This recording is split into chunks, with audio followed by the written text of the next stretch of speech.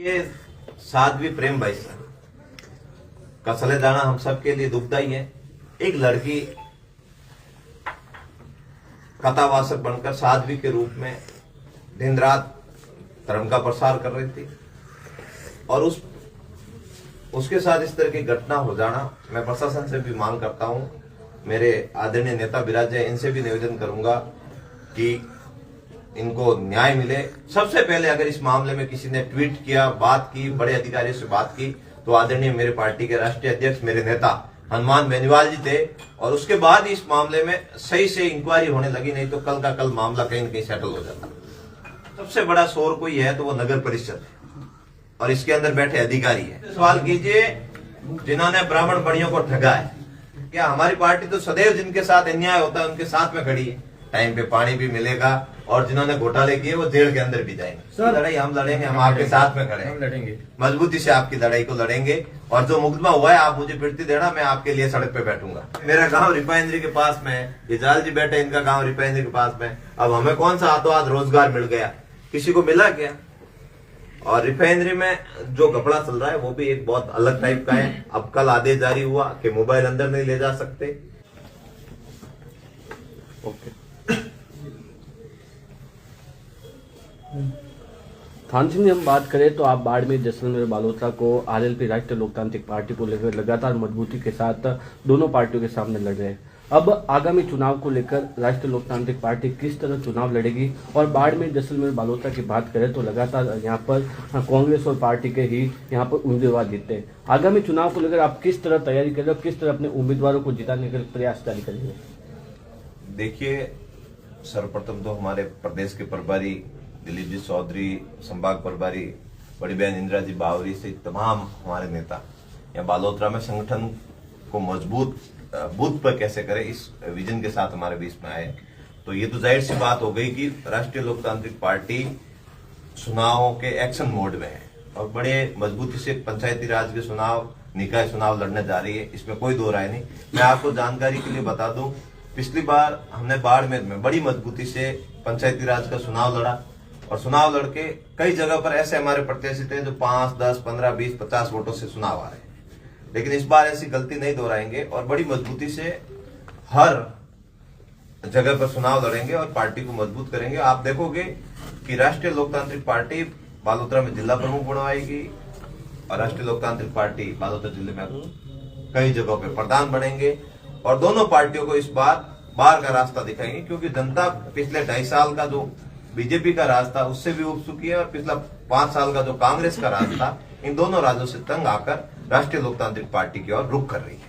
Sir, मुख्य बात करें तो बालोतरा है जो कपड़ा उद्योग को लेकर पूरे देश में प्रसिद्ध है और टाई डाई की बात करो, यहाँ पर छोटे व्यापारी है, उनको लगातार लोगों की मांग है, इसको और बढ़ावा दिया जाए, इसको लेकर आप क्या कहना चाहोगे? देखिए, हमने हमेशा प्रदूषण के खिलाफ लड़ाई लड़ी, लेकिन हमने उसमें यह भी कहा कि बालोतरा कपड़ा नगरी हमारी पहचान है, ये भी विलुप्त नहीं होनी चाहिए। सरकार कोई ऐसी ठोस योजना लेके आए जिससे व्यापारी भी सुखी रहे, किसान भी सुखी रहे, सभी सुखी रहे।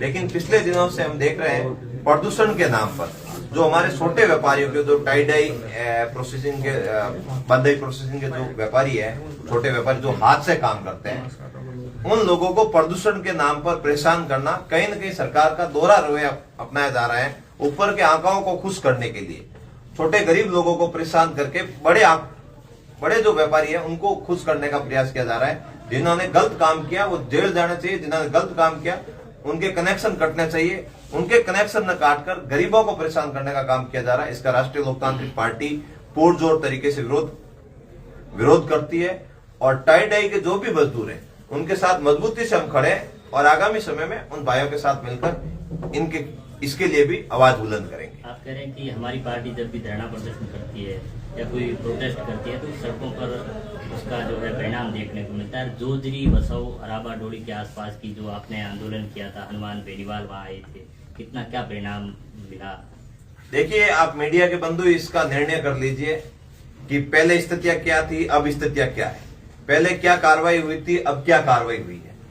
आप खुद देख रहे हैं जिस मामले में सुप्रीम कोर्ट ने 100 मोटो लिया है, मतलब कितना बड़ा आंदोलन होगा, कितनी बड़ी भावनाएं जुड़ी होगी। और आप देख रहे हो सुप्रीम कोर्ट के माननीय जज साहब का ऐसे दौरा हो रहा है और इस हिसाब से मुझे लग रहा है सार्थक परिणाम मिलेंगे और सार्थक परिणाम आने के बाद किसान आजाद भी होंगे। और भी किसान आपसे उम्मीद लगाए बैठे हैं कि बालोतरा जसोल का जो ये अपशिष्ट पानी है लूनी नदी को जो है वो सब एक ही मामला हो गया।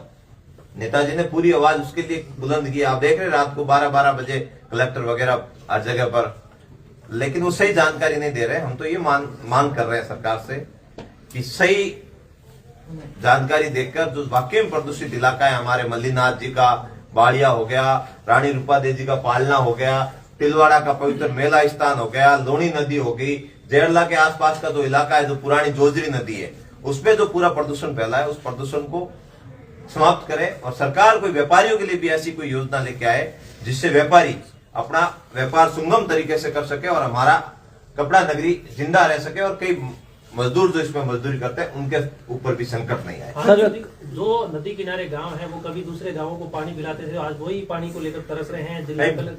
पानी माफिया हैवी हो गए। आपको पता है बीजेपी के कितने नेताओं की आपके गांव से लाइन है, पाइपलाइन रिफाइनरी सीधी जा रही है। आपको पता है इसके खिलाफ आगामी 5-7 दिन में रणनीति बनाकर मजबूती से आंदोलन करेंगे और दूध का दूध और पानी का पानी करेंगे और लोगों को बताएंगे कौन चोर है और कौन आपके हक का पानी उन बड़ी बड़ी कंपनियों को दे रहा है, जो आपका हक है उसको बेच रहा है। आप सबको मालूम है, लेकिन विद डॉक्यूमेंट के साथ उसको लोगों के सामने लाएंगे। सर, मैं कल की बात करूं तो अपने बाड़मेर जैसलमेर के अंदर प्रसिद्ध कथावाचिका प्रेम बाईसा का निजी अस्पताल के अंदर संदिग्ध अवस्था में मौत हो गई थी। इसको लेकर आप क्या कहना चाहोगे? देखिए, साध्वी प्रेम बाईसा का चले जाना हम सबके लिए दुखदायी है। एक लड़की कथावाचक बनकर साध्वी के रूप में दिन रात धर्म का प्रसार कर रही थी और उसके साथ इस तरह की घटना हो जाना, मैं प्रशासन से भी मांग करता हूं, मेरे आदरणीय नेता विराजे इनसे भी निवेदन करूंगा कि इनको न्याय मिले। सबसे पहले अगर इस मामले में किसी ने ट्वीट किया, बात की, बड़े अधिकारियों से बात की, तो आदरणीय मेरे पार्टी के राष्ट्रीय अध्यक्ष मेरे नेता हनुमान बेनीवाल जी थे और उसके बाद इस मामले में सही से इंक्वायरी होने लगी, नहीं तो कल का कल मामला कहीं न कहीं सेटल हो जाता। सर, चुनाव आते हैं तब आरएलपी कहती है कि हम अकेले चुनाव लड़ेंगे और चुनाव जीतने के बाद में कभी तो कांग्रेस को कभी बीजेपी को समर्थन देते। भैया, चुनाव जीतने के बाद तो कई बड़ी बड़ी पार्टियां गठबंधन करके बैठी है, उनसे जवाब करो आप। हम तो जिस तरीके से बालोतरा में हालात है पिछले 1.5 साल से, तो क्या नगर परिषद के चुनाव में आरएलपी भाग लेगी? देखिए, बालोतरा में सबसे बड़ा शोर कोई है तो वो नगर परिषद है और इसके अंदर बैठे अधिकारी है।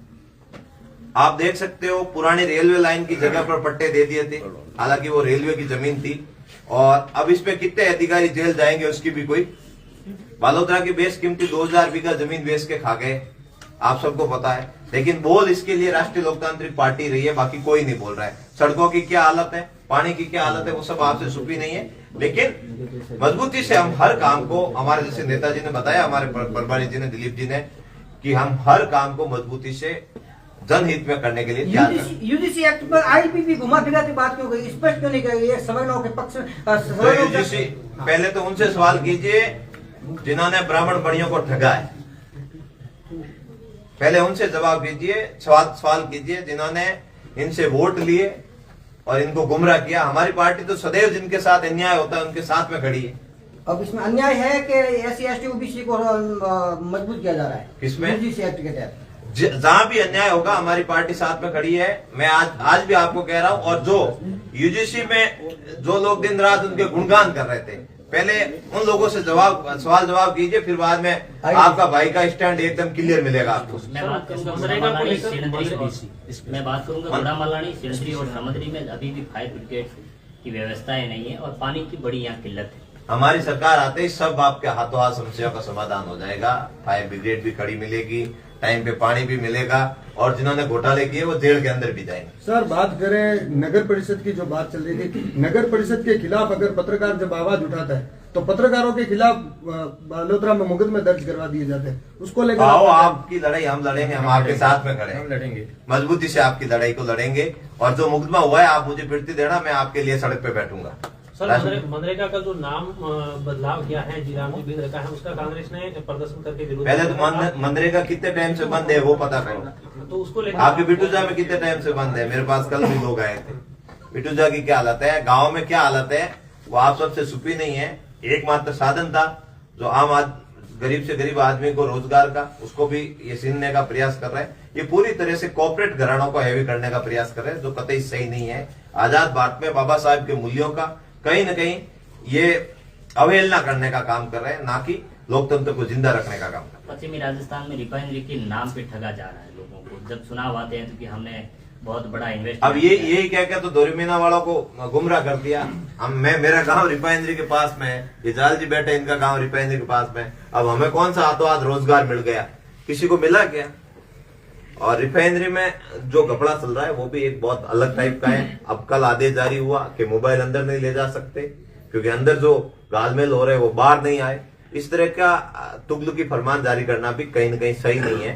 राष्ट्रीय लोकतांत्रिक पार्टी सदैव दलित, पीड़ित, शोषित के साथ में खड़ी। धन्यवाद।